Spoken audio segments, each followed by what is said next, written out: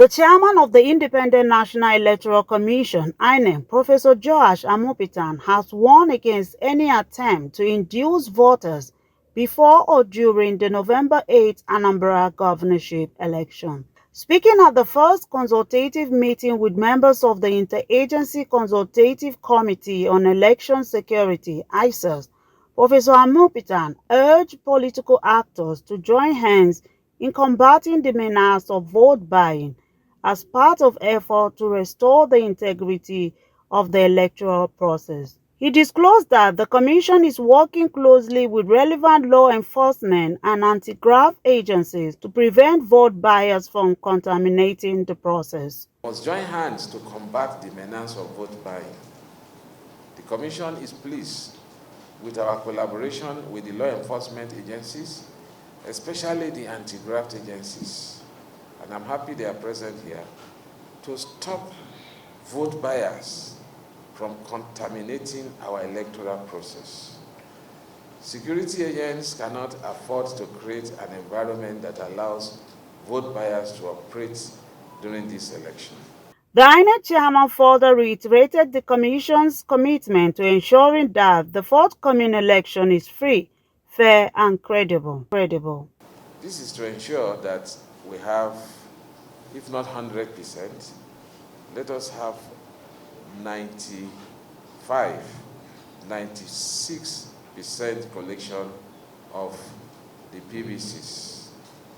Our mandate is to conduct credible elections, and we are determined that no eligible voter should be disenfranchised.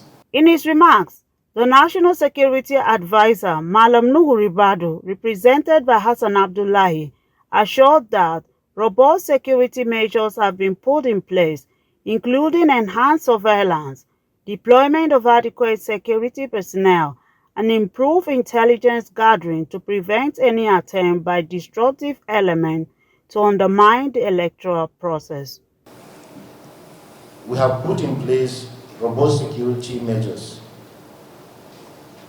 These include enhanced surveillance, the deployment of sufficient security personnel, and improved intelligence gathering to prevent any attempt by disruptive elements or desperate politicians to undermine the electoral process. The Nigerian police force will ensure that only officers and officials from the ICCES, from the agencies of federal government that are represented here, would be permitted to play a role in the Anambra State governorship election. We remain committed to supporting INEC to deliver its mandate towards having this credible election in Anambra State.